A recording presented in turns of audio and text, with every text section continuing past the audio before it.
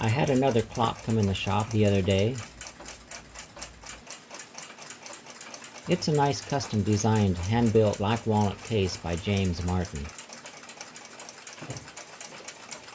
Even the inlaid bezel is handmade. The dial is made from Hollywood, which is known as the whitest wood in the world. The dial is also hand-painted by James Martin. The bottom of the dial is dated as 1996 and numbered 1 of 1. This is a one-of-a-kind clock. This lever on the right side of the case is what controls the triple chimes.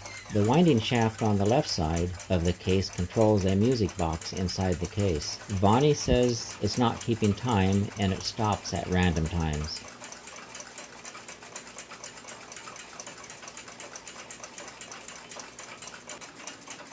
Removing the hands, I see it's missing the screw nut for the minute hand. We'll find a replacement for it before it leaves the shop.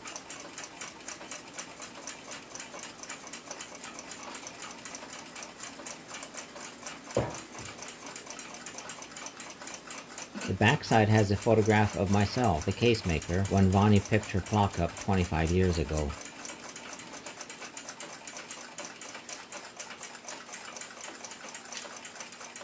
I'll get it on the bench where I can take a closer look at it. It's a nice Hermle 1050-20 fitted with a balance wheel escapement. After observing it for a considerable amount of time, I'm noticing the escape wheel has the same two teeth that slows down and almost catches. They slow down when they hit the pallet fork pins. If you watch close, every time they come around and engage with the pallet fork pins, the escape wheel slows down for a few moments. Could be an out-around escape wheel, bent escape wheel shaft or pivot, dirt in the escape wheel pinion, or something wrong with the pallet fork. This is where I'll start the troubleshooting.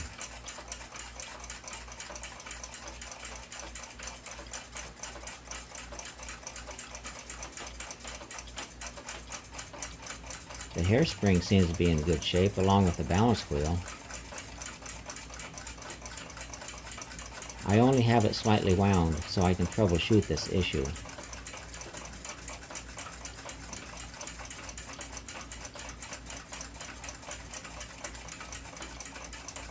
I noticed the pallet fork horn on the right side is rubbing on the balance roller table.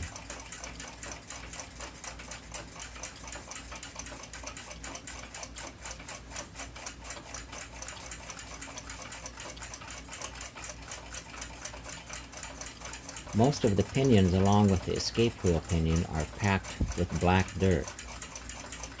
I'll first clean the escape wheel pinion and see if it improves the escape wheel motion. Well, I cleaned the dirt from the escape wheel pinion and it made no difference. It's going to need to be disassembled to get at the source of the defect.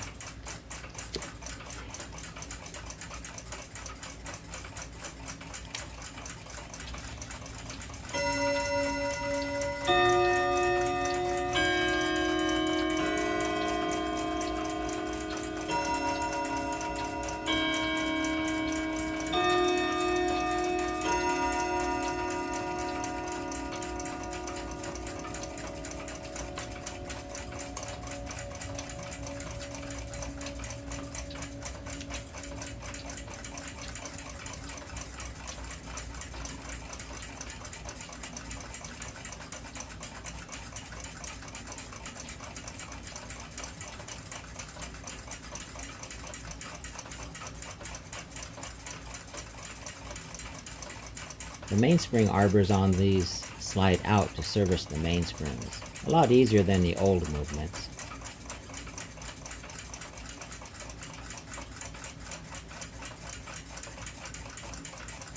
The strike side mainspring. Chime side mainspring.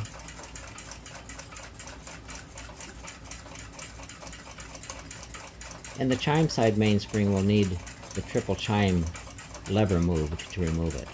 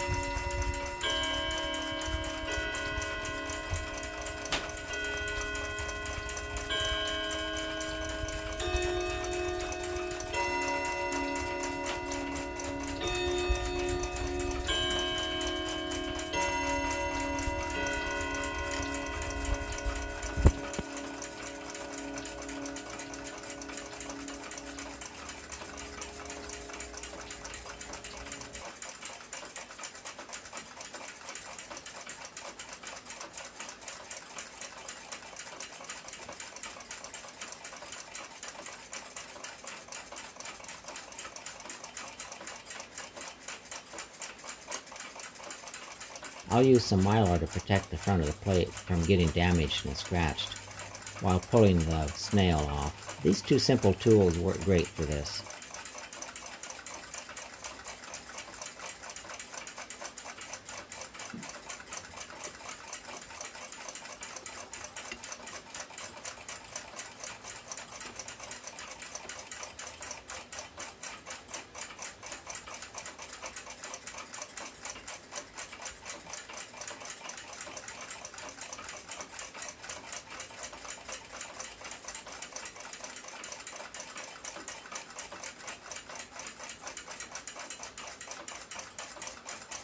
Time to pull the back plate off.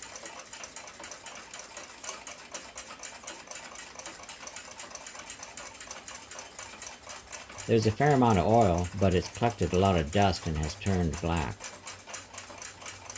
The black color indicates the oil is contaminated with dust. It's a good time to clean this movement. I'll inspect each gear individually one at a time, looking for any dirt or defects.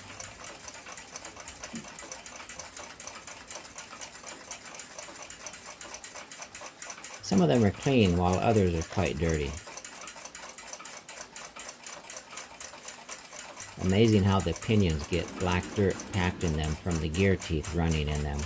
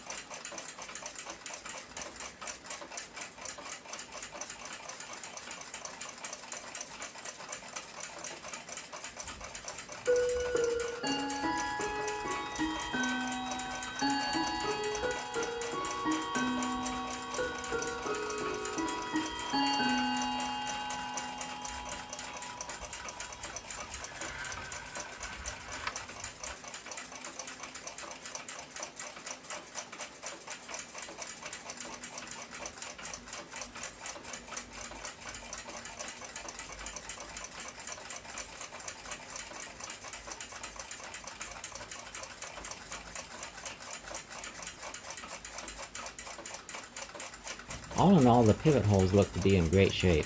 One of the support posts on the front plate is loose. No problem, I'll snug it up on the staking tool.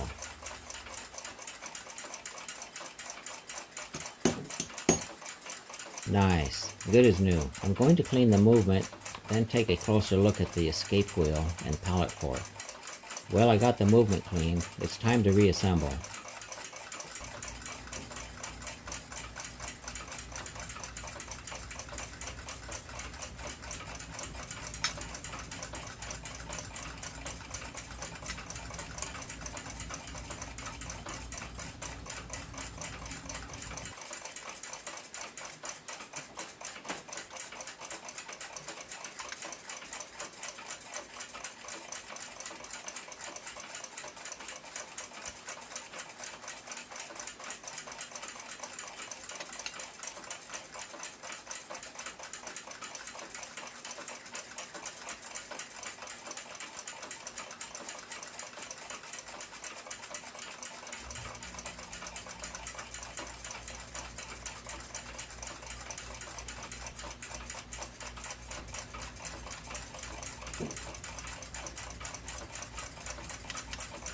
So I believe I found the defect. It's a bent pivot on the pallet fork.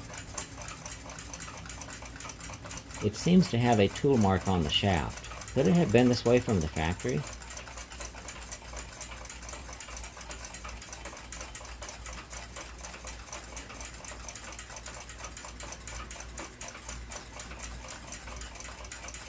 Mounted in a collet with a dead center on the tailstock, it can be checked for runout. Wow, it's really bent. I'll attempt to bend it back a little by little, in hopes it doesn't break off. Just a little more.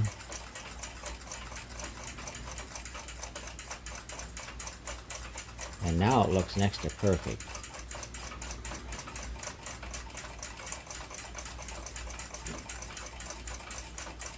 Nice. The pallet fork is meshing with the escape wheel just as it was designed to do now. It's time to fasten the rear plate and move forward.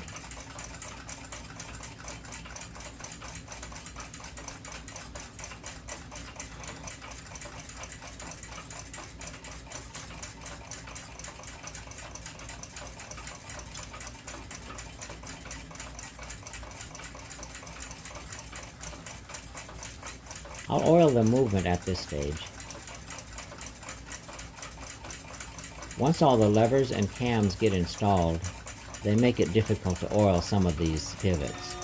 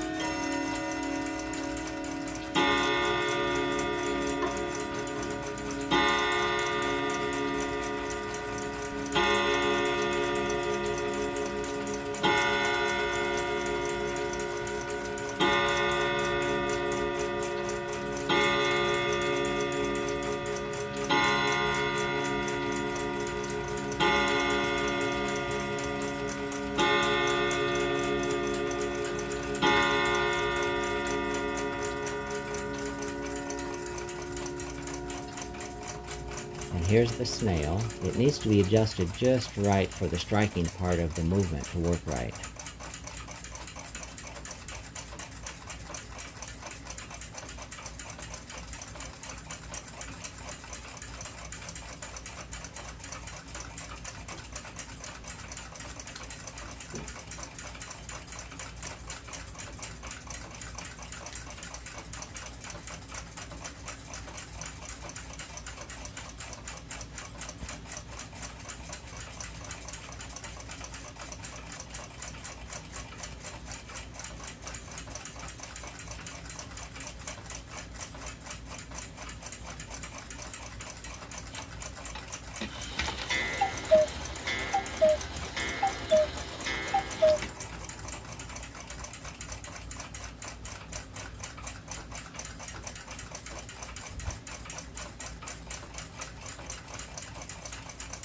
Now to set the cams for the chime side of the movement.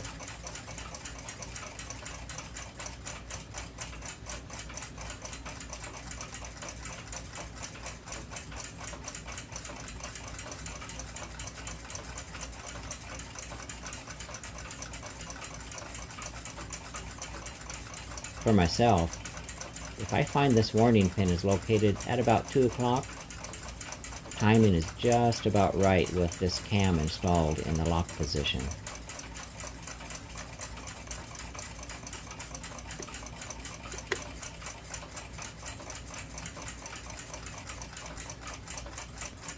Nice. All set up.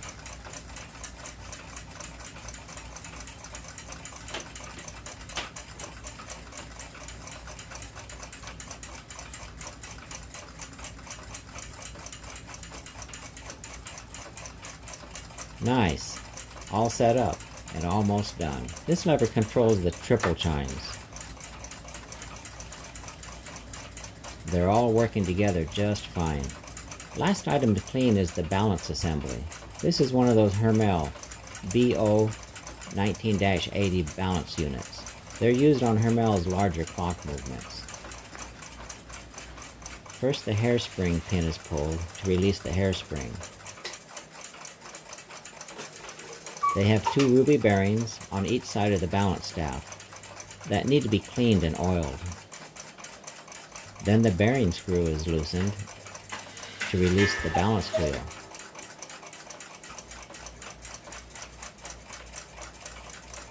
This pivot has some dried oil on it. I'll run this whole assembly through my watch cleaning machine.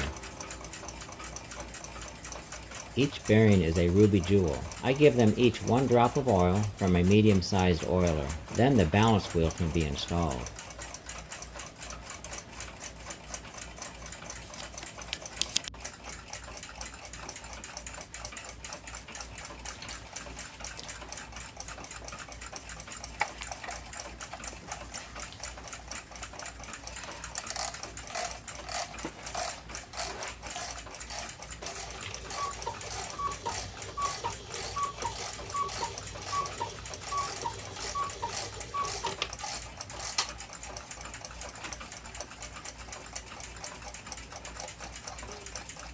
End shake needs to be slightly over 3/1000ths of an inch. 1/10 of a millimeter is the standard.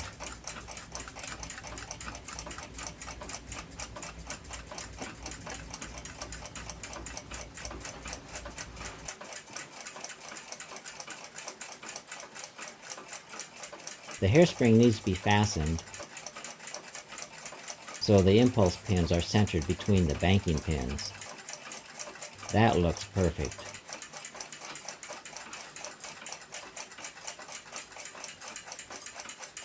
Now the hairspring pin can be gently pressed into place to secure the hairspring.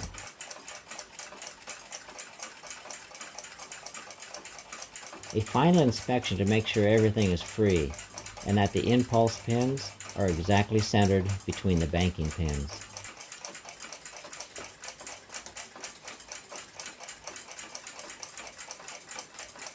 Perfect. Oil the pallet fork pins, and it's ready for the balance assembly.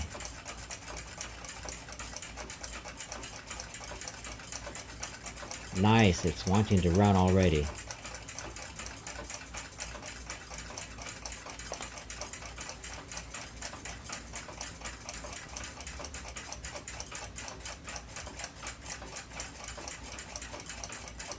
It's been running flawlessly for several days now on the test stand.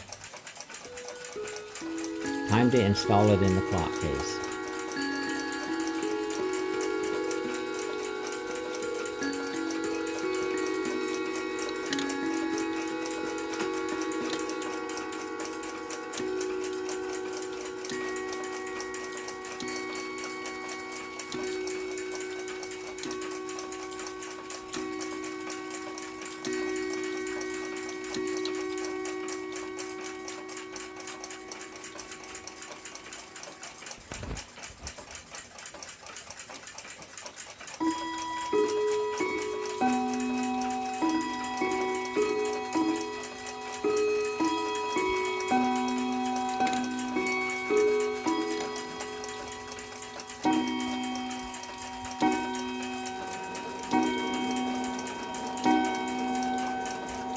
These chimes sure have a good sound.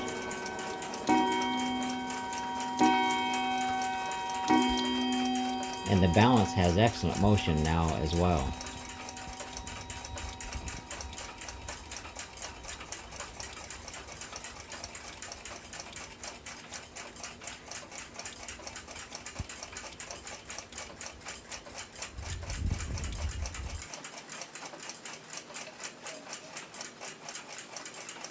Starting with the lever on the bottom,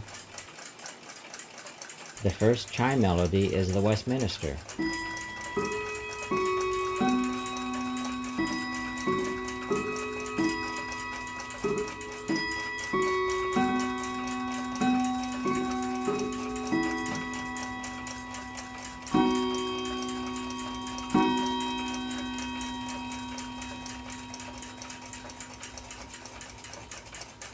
And in the second position,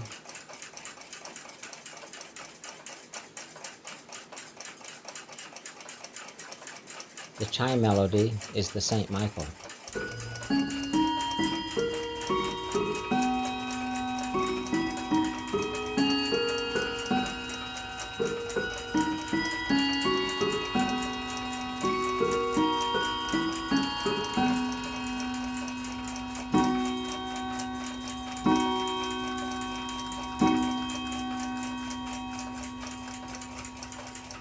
In the third position, the chime melody is the Whittington.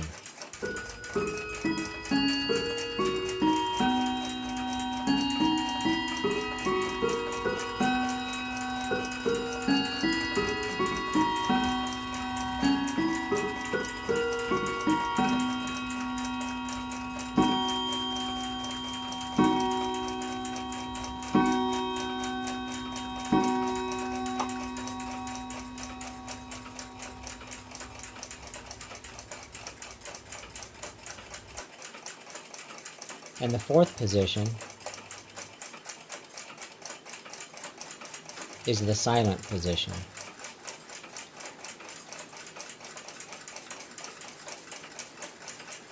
On the left side is the winding arbor for the music box.